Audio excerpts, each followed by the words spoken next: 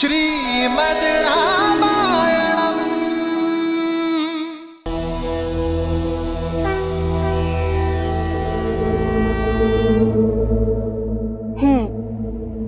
समझ नहीं आया महादेव। दशानन को तो सभी जीवों से अभय मिल गया था, फिर श्री राम के जन्म का इससे क्या संबंध? ये बात इतनी निश्चित होकर कैसे कह सकती हैं देवी?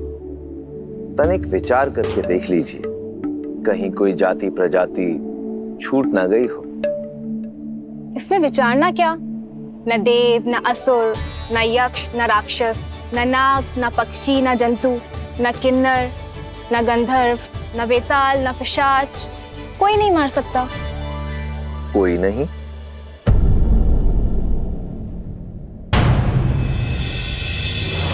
दशानन मनुष्य का नाम लेना तो भूल ही गया। हाँ देवी, स्वयं को महाज्ञानी और महाबलशाली समझने वाले लोग ऐसे ही महत्वपूर्ण वस्तु या व्यक्ति को तुच्छ समझकर उसकी उपेक्षा करते हैं और विशेष अवसर आने पर उसे भूल जाते हैं। दशानन ने भी यही भूल की। मनुष्य को दुर्बल समझकर उसे भूल गया और यही कारण बना भगवान विष्णु का धरती पर मनुष्य रूप में जन्म लेने का। अब तो मैं और भी उत्सुक हूँ श्री राम के जन्म को देखने को, दशानन के इस वरदान के काट को इस संसार में आता देखने को। ऋषि वशिष्ठ ने पुत्र कामेष्टि यज्ञ का परामर्श दिया था ना, उसके विषय में बताइए। हाँ देवी,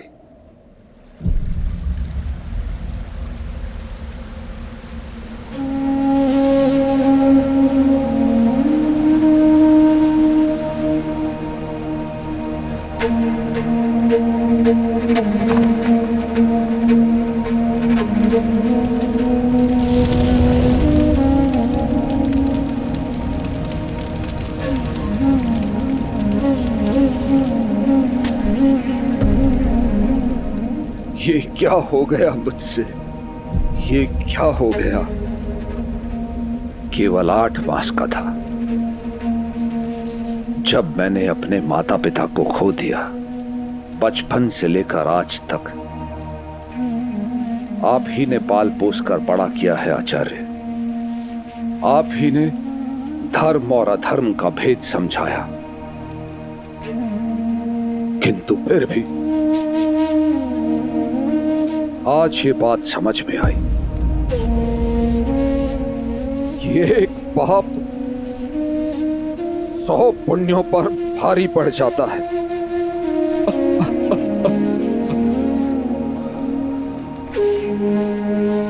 गुरुदेव, भूल मनुष्य से होती है राजन, परंतु आपने क्षमा मांगी अपराध के लिए। अपनी भूल को ना छिपाकर आप श्रवण के बूढ़े माँ बाप को संभालने गए। इससे यह सिद्ध होता है राजन कि आपकी मंशा शुभ थी। केवल मंशा का शुभ होना ही पर्याप्त नहीं, मंशा के साथ साथ मार्ग भी शुभ होना चाहिए।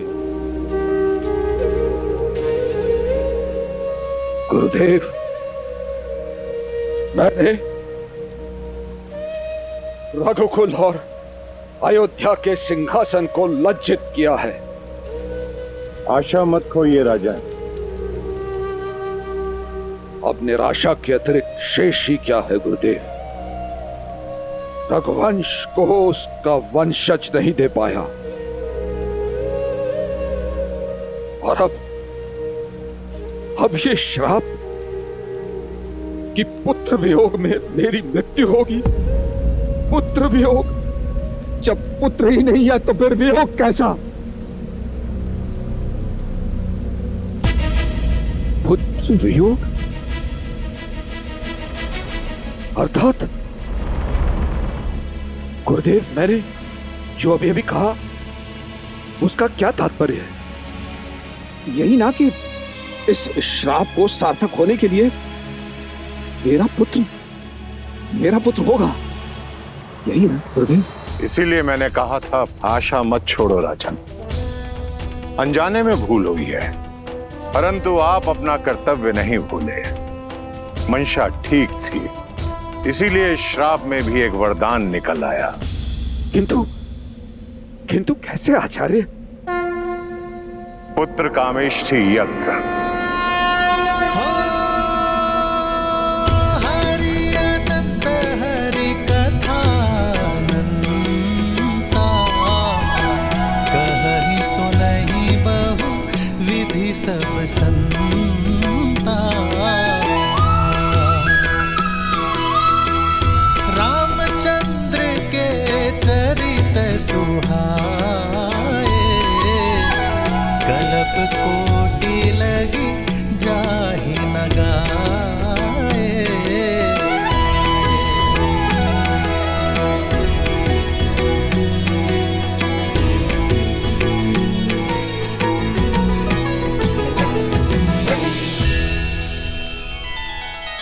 श्री रामचंद्र कृपालु भजु मन हरण भव भय दारुणम।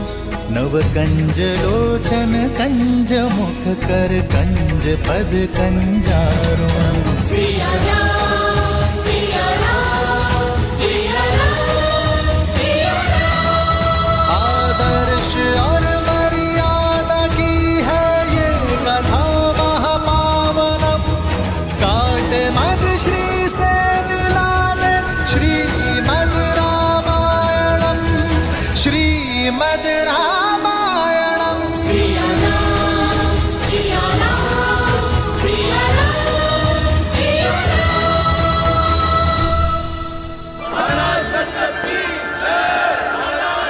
गुरु वशिष्ठ के आदेश से राजा दशरथ ने अपने जमाता ऋषि श्रृंग को यह यज्ञ करने के लिए कहा। समस्त अयोध्या नगरी उत्साह से सज रही थी और स्वयं राजा दशरथ अपने जमाता ऋषि श्रृंग को पूरी श्रद्धा और सत्कार के साथ यज्ञशाला की ओर ले आए।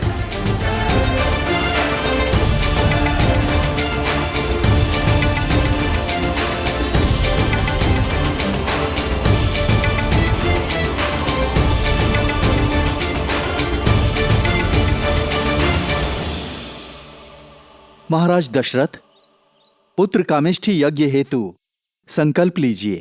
जी ऋषिवर।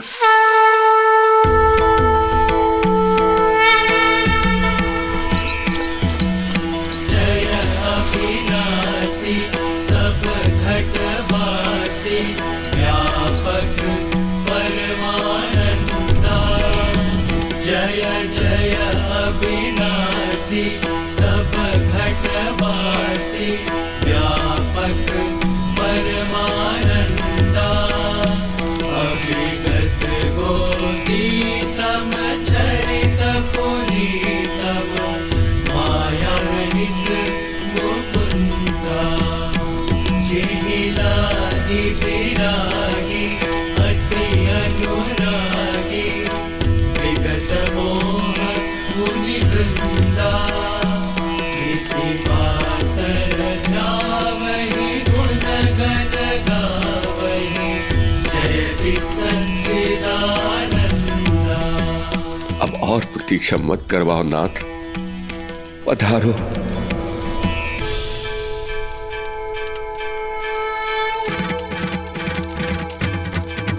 जय जय अविनाशी सब घटवासी, व्यापक परमानंदा। जय जय अविनाशी सब घटवासी, व्यापक परमानंदा। अभिगत गोतीतम चरित पुनीतम, माया रहित मुकुंदा। जिहि लागी विरागी अति अनुरागी, विगत मोह मुनि वृंदा। किसी भासर जावहि गुण गण गावहि, जयति सच्चिदानंदा। जय जय अविनाशी सब घटवासी, व्यापक परमानंदा। जय जय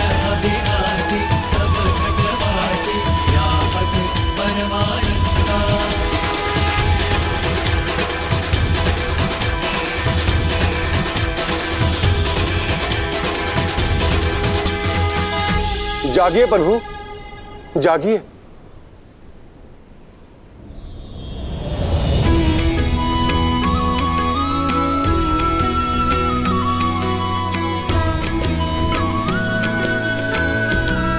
प्रभु, धरती रावण के पाप और अत्याचार से पीड़ित है।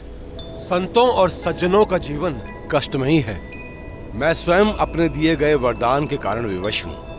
अब आपको ही संतुलन लाना होगा। अब आप ही तारणहार हैं। सिद्धलक्ष्मी परालक्ष्मी लक्षलक्ष्मी नमोस्तुते महालक्ष्मी नमः।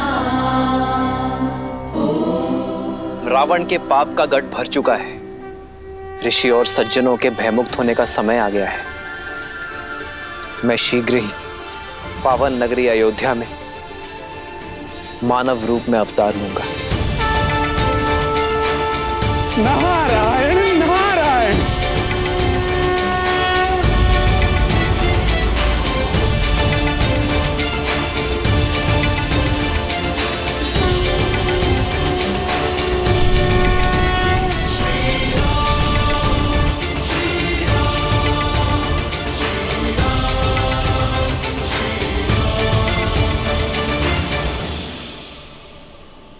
क्या हुआ देवी? मेरे जाने से व्यतीत हो गई। सृष्टि का संतुलन बनाना मेरा कर्तव्य है देवी, और इसी कारणवश मुझे जाना ही होगा। जानती हूँ, और आप जब भी जाते हैं वैकुंठ कुंठित हो जाता है। नारायण आपके कर्तव्य के यज्ञ के लिए वियोग की आहुति हर बार इस श्री को ही देनी होती है। इस बार नहीं श्री, मेरे इस अवतार का उद्देश्य केवल रावण के वरदान की काट करना नहीं है, बल्कि मर्यादा और आदर्श स्थापित करना है जो आपके और वैकुंठ के अन्य साथियों के बिना सिद्ध नहीं हो सकता। इसलिए इस अवतार में पूरा वैकुंठ मेरे साथ जाएगा देवी।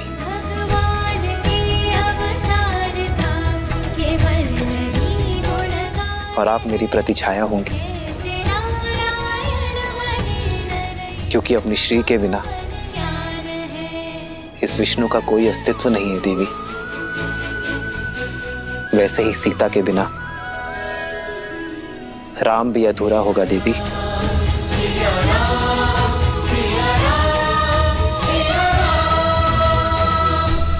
अग्निदेव,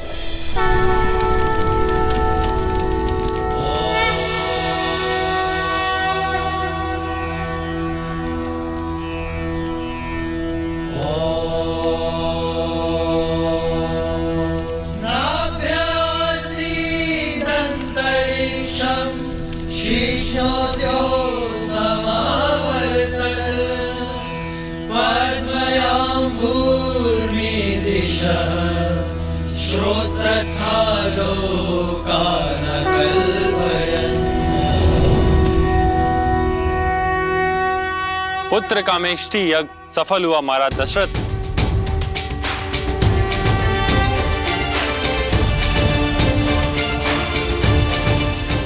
और उसका फल ये पवित्र पायस, इसे अपनी पत्नियों में बांट दीजिए।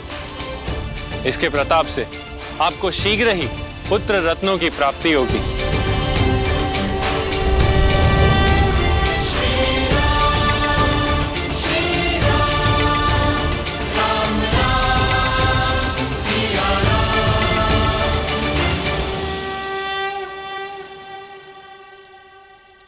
कौशल्या,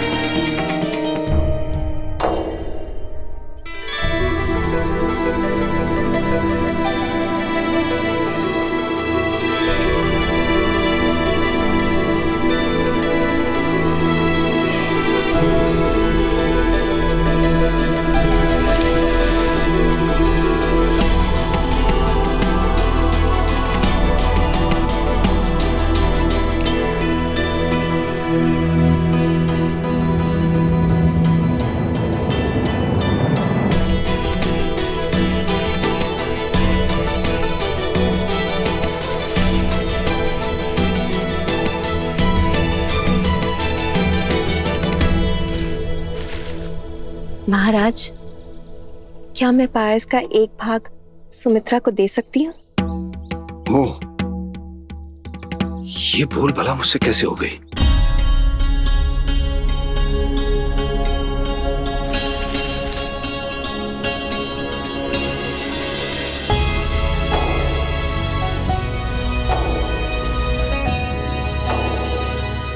सुमित्रा, अद्भुत है तुम्हारे लिए सबका ये प्रेम।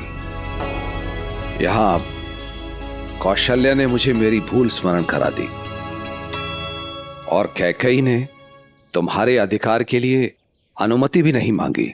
अनुमति किस बात की? इस पायस पे सबसे अधिक अधिकार सुमित्रा का है, क्योंकि वो हम सबसे छोटी है। क्यों कौशल्या दीदी?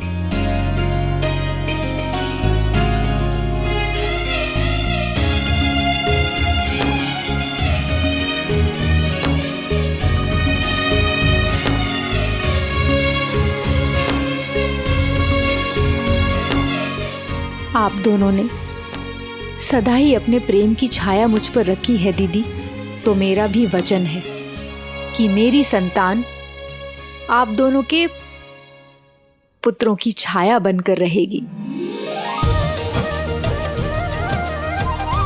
ये तो प्रसाद के साथ साथ पुत्रों का भी बंटवारा हो गया। चलिए प्रसाद तो ग्रहण कीजिए।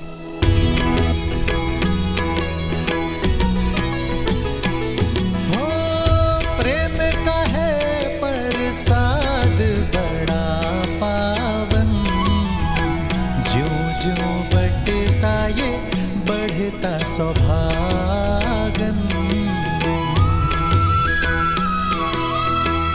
त्याग सुमित्रा का बन दो गुना लौटा, झोली भरे बदन आदर करे छोटा। महाराज दशरथ, इस प्रसाद के 4 भाग हुए हैं, इसलिए आपको 4 पुत्र रत्नों की प्राप्ति होगी।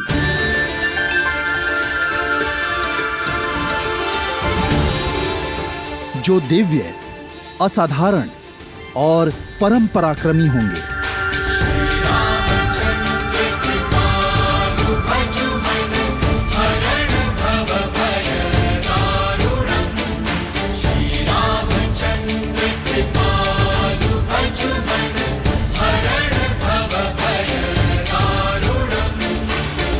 आनंद आ गया। श्री राम नाम का अंकुर देने वाला बीज कौशल्या के गर्भ में आ गया। परंतु महादेव, यदि देखा जाए तो नारायण का इस धरती पे अवतार लेने का कारण केवल रावण को मिला वरदान नहीं था। आप भी एक बड़े कारण थे। ना तो आप उसे चंद्रहास देते और ना ही वो इतना शक्तिशाली होता कि संसार के लिए संकट बन जाता। उसे रावण नाम भी तो आपने ही दिया था। हाँ देवी, पर मैंने रावण को जो भी दिया उसके कर्म फल स्वरूप ही दिया। जैसे ब्रह्मदेव ने रावण के तप कर्म का फल उसे वरदान स्वरूप दिया, वैसे ही चंद्रहास भी रावण के कर्म का ही फल थी। आपको वो पल तो स्मरण ही होगा जब अपने अहंकार के मद में चूर दशानन कैलाश पर्वत आया था।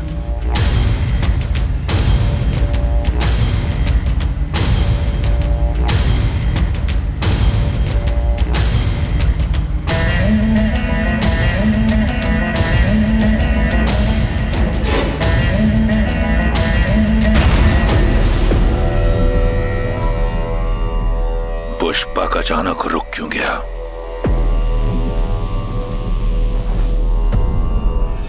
पुष्पक,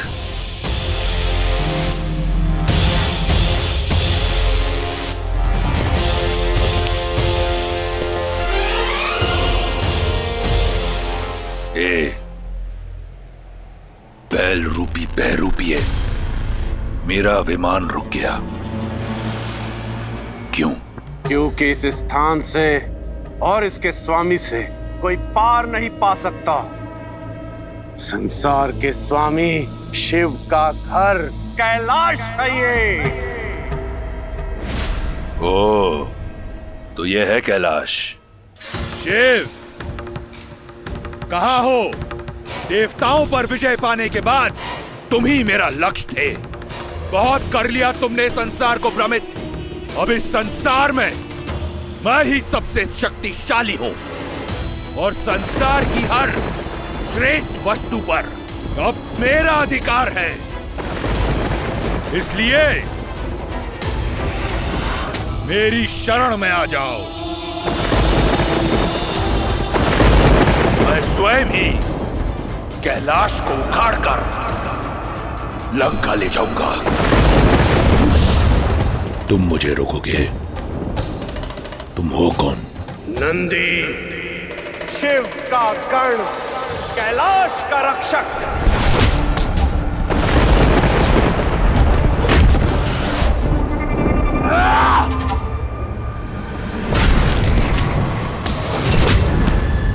बस इतना ही बल था? बैल से वानर बन गए। अभिमान में डूबे राक्षस, तेरे अंत का आरंभ भी वानर के हाथों ही होगा।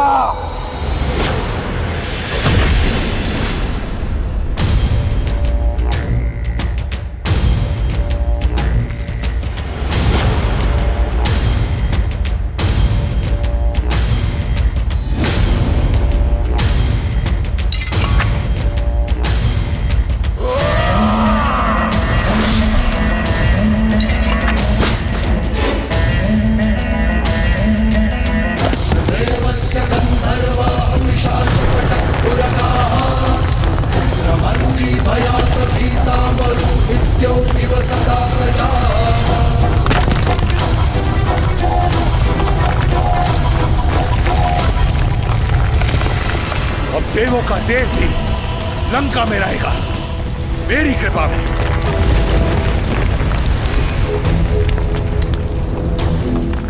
महादेव, ये क्या हो रहा है? कैलाश में इतनी हलचल।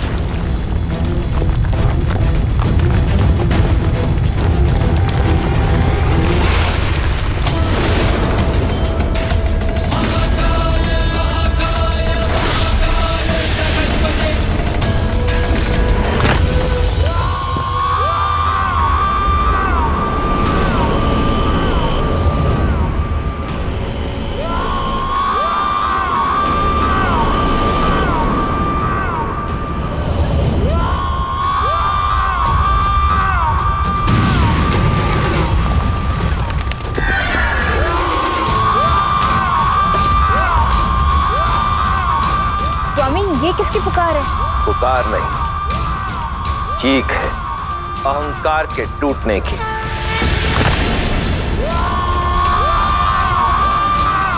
महादेव, कौन है ये?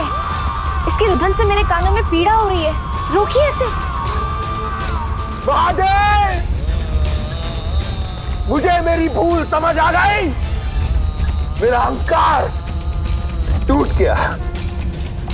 दर्शन दीजिए महादेव, दर्शन दीजिए।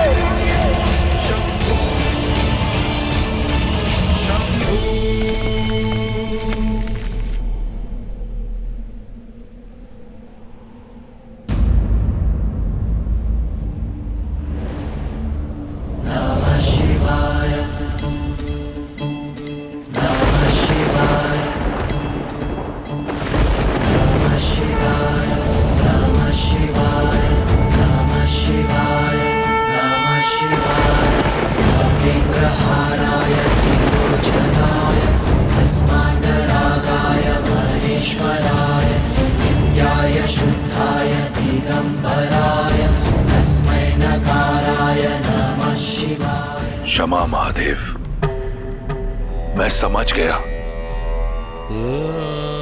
इस संसार में अगर कोई है जिस पर मेरा कोई वश नहीं, तो केवल आप।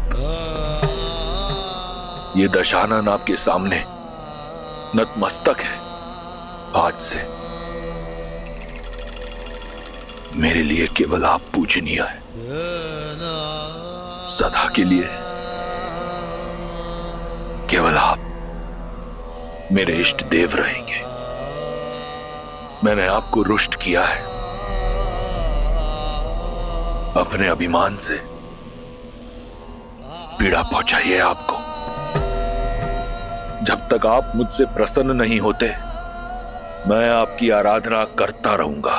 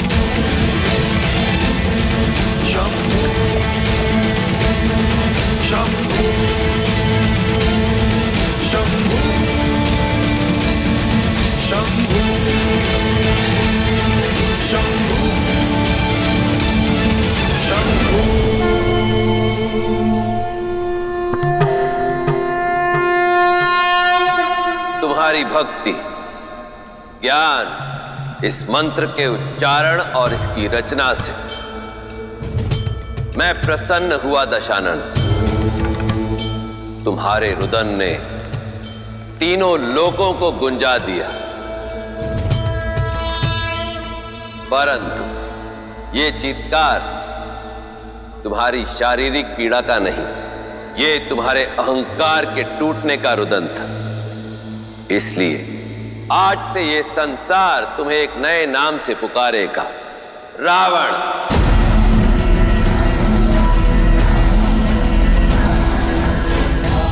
वो जिसके रुदन ने तीनों लोकों को गुंजा दिया और तुम्हारे द्वारा रचित इस स्रोत को संसार रावण स्रोत के नाम से जानेगा। हर हर महादेव।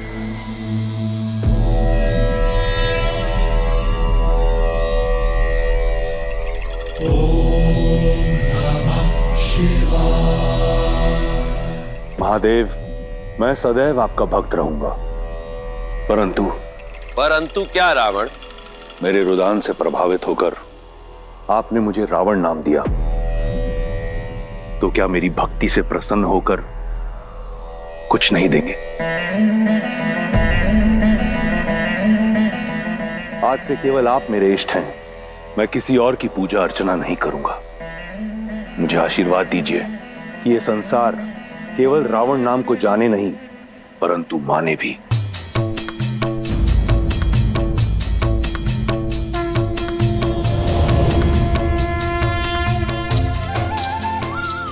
ये दिव्य खड्ग चंद्रहास है, ये अजय है रावण।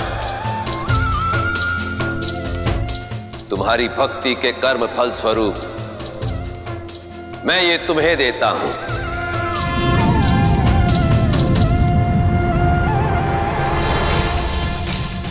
परंतु स्मरण रहे, अब इसके साथ तुम जो भी कार्य करोगे उसका कर्म फल भी तुम्हारा ही होगा।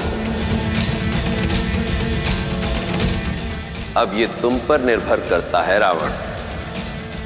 कि तुम इसके साथ पुण्य की फसल काटते हो या पाप की।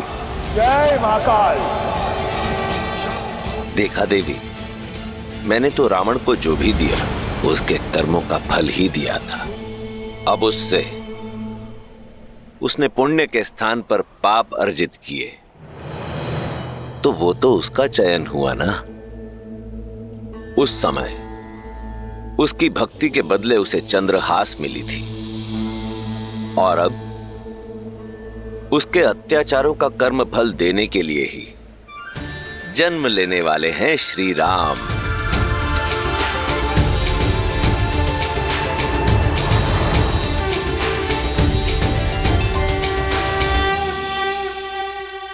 आर्य, पता नहीं ऐसा क्यों लगता है कि मेरे घर में पल रही संतान का मुख मेरे महाविष्णु जैसा है। इसमें कोई संदेह नहीं कि आप जैसे पवित्र मन वाली मां को स्वयं ईश्वर भी मां कह के पुकारने में गर्वित होंगे।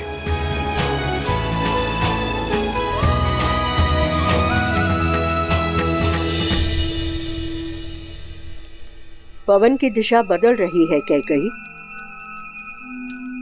कहाँ?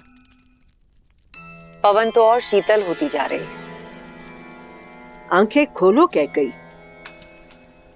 अभी तो रानी कौशल्या ने पुत्र जन्मा भी नहीं, तो भी महाराज ने तुम्हारे पास आना बंद कर दिया है और अधिक से अधिक समय रानी कौशल्या के साथ बिता रहे हैं। सीधी सरल बात में भी कुटिलता कैसे ढूंढ लेती हो मंत्र। कौशल्या दीदी बड़ी है, पटरानी है, पूरा दिन हम सबके लिए प्रार्थना करती रहती है। अगर ऐसे समय पर महाराज पूजा कक्ष में उनके साथ अधिक समय बिता रहे हैं, तो इसमें समस्या क्या है? इतने वर्षों बाद ये घड़ी आई है। महाराज चिंतित हैं अपने पुत्रों को लेकर, अपनी रानियों को लेकर, और वो भली भांति जानते हैं कि मैं स्वयं की देखभाल कर सकती हूँ। कभी कभी तो मैं सोचती हूँ कि दोष तुम्हारी पीठ में है या तुम्हारी सोच में। सही कहते हैं सब, सुंदर स्त्रियां मूर्ख होती हैं, जैसे कि तुम भोली भाली मूर्ख। मंत्रा,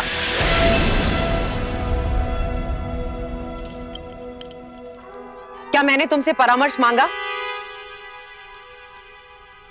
कैकई, मैंने तुम्हें परामर्श दिया क्योंकि ये मेरा कर्तव्य है। कैकई, मैं तुम्हारे साथ हूँ क्योंकि मैं तुम्हें संभालना चाहती हूँ, तुम्हारे हित के बारे में सोचती हूँ, पर तुम्हें मेरी बात समझ में नहीं आती। मुझे लगता है तुम्हारे पिता अश्वपति से बात करनी होगी। दशरथ ने उन्हें दिया हुआ वचन। अभी इसी क्षण मेरे कक्ष से बाहर निकलो। लेकिन कैकई, अभी मेरी एकांत।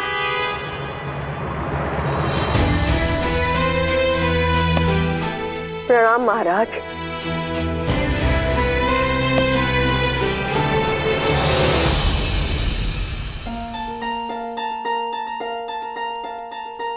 ऐसी अवस्था में दासों पर क्रोधित होना अच्छा नहीं है। तो क्या करती?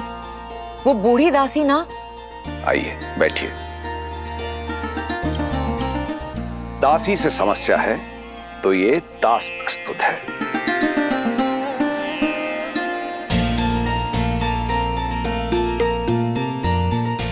कैसा है मेरा पुत्र?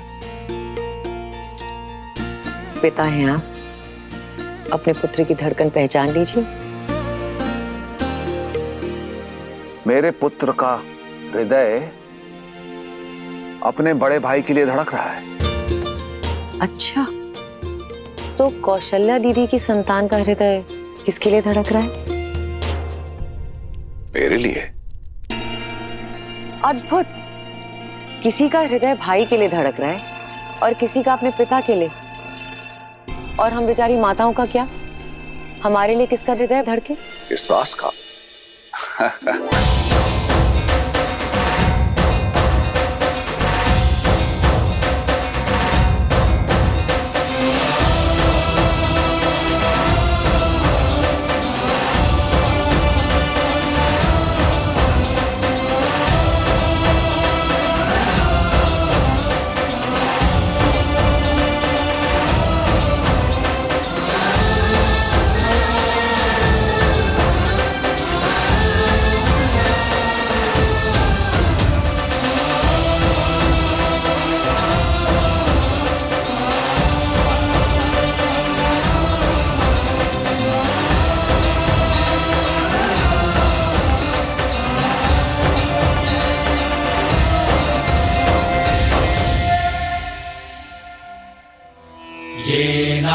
ते सीमानं नयति प्रजापतिर्महते सौभगाय तेनाहमस्य सीमानं नयामि प्रजामस्य जरदष्टि कृणोमि। सीमांत संस्कार 16 संस्कारों में तीसरा है देवियों। यह संस्कार उस वक्त किया जाता है जब गर्भ में पल रही संतान में सुनने की, समझने और भाव ग्रहण करने की क्षमता आ जाती है। इस संस्कार के भाव हैं कि आने वाली संतान शुभ संस्कार, स्वस्थ मन और शरीर के साथ इस संसार में आए। कैकेयी नरेश महाराज अश्वपति पधार रहे हैं।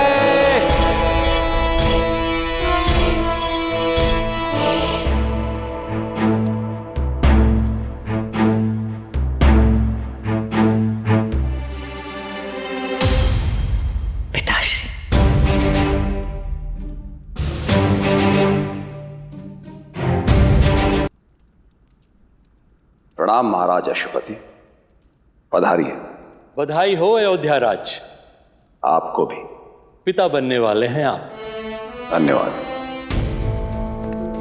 आशा है कैकेयी का हाथ मांगते समय जो शब्द आपने कहे थे वो आपको स्मरण होंगे। स्मरण है महाराज। मैं फिर से दोहरा देता हूं। आपने हमें वचन दिया था कि मेरी पुत्री कैकेयी का पुत्र ही अयोध्या का युवराज बनेगा।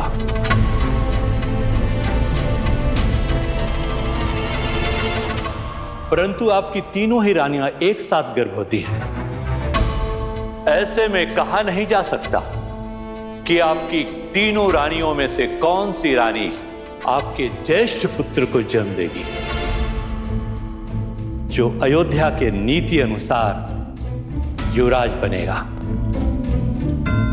ऐसे में यदि मेरी पुत्री ने आपके ज्येष्ठ पुत्र को जन्म नहीं दिया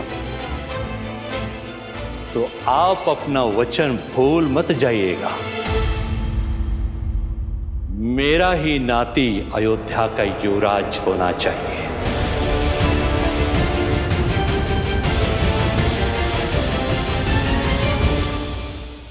रघुकुल में वचन तोड़ने की प्रथा नहीं है पिताश्री।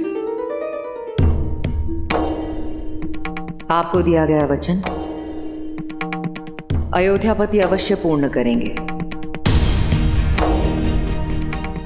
मेरा पुत्र और आपका नाती ही अयोध्या का राजा बनेगा।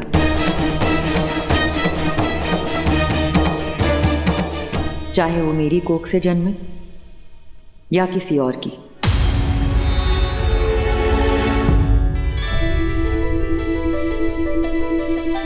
ये कैसे संभव है? इस घर के सभी पुत्रों की माताओं होंगी मैं। उसके नाते सारे राजकुमार आपके नाती हुए तो फिर आपका वचन कैसे भंग हुआ?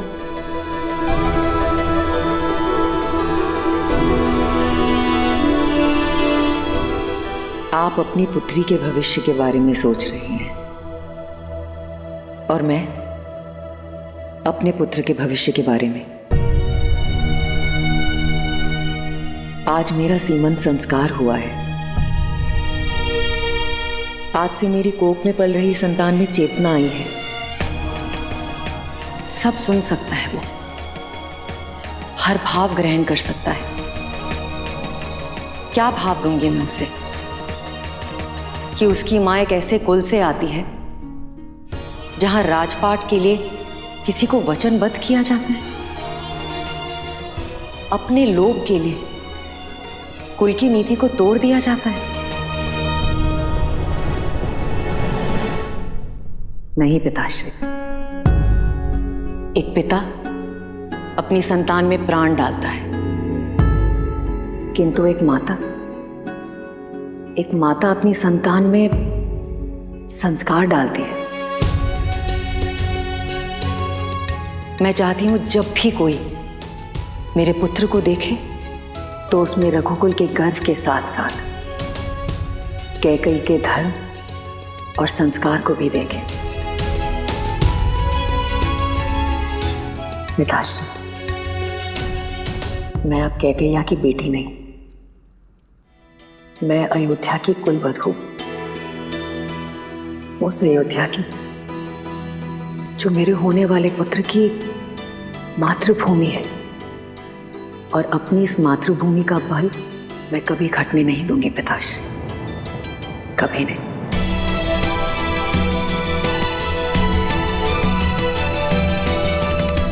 आज मेरी पुत्री बड़ी हो गई है।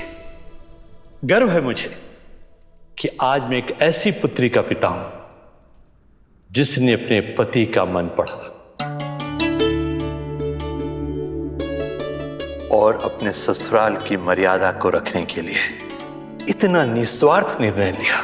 मैं पुत्री किसकी हूं? मेरी। और तुम्हारा पुत्र भी तुम्हारी ही भांति सदा निस्वार्थ रहेगा और धर्म के मार्ग पर चलेगा। कैकेयी,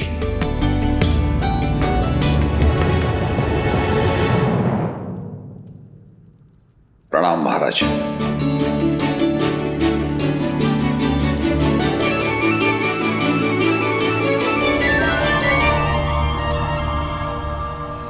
कैकेयी, तुम छोटी होकर भी आज सबसे बड़ी हो गई।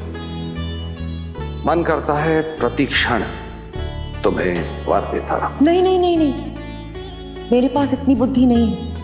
वर्षों पहले जो 2 बार आपने दिए थे, अब तक नहीं समझ पाई उनका क्या करूं। आप बस मुझे प्रेम देते रहिए, उसमें कोई बुद्धि नहीं लगती। निस्वार्थता की ये भावना, उदारता का ये उदाहरण, कितना प्रेम, कितना धर्म है राम की इस कथा में। मर्यादा पुरुषोत्तम को तो ऐसे ही परिवार में जन्म लेना था। महादेव, अब मुझसे और प्रतीक्षा नहीं होती। मुझे श्री राम का मुख देखना है, वहीं अयोध्या जाकर। तो प्रतीक्षा को समाप्त करते हैं देवी और प्रस्थान करते हैं अयोध्या नगरी की ओर, जहां समस्त अयोध्यावासी प्रतीक्षारत है अपने युवराज के जन्म के लिए।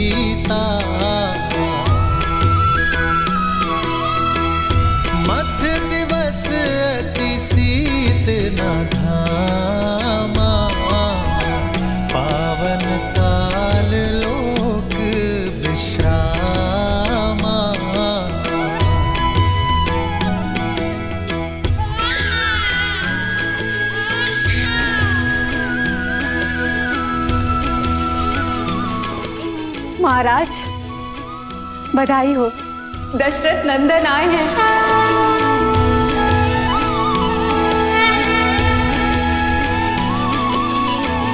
बधाई हो महाराज।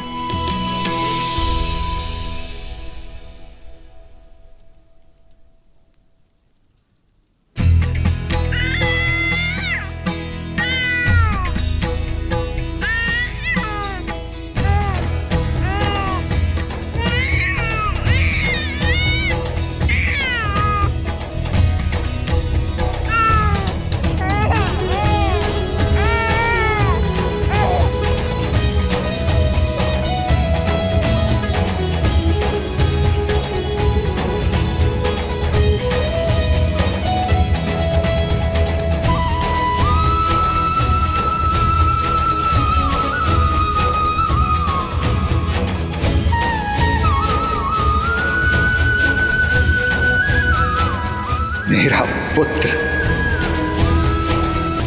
मेरा प्रिय पुत्र।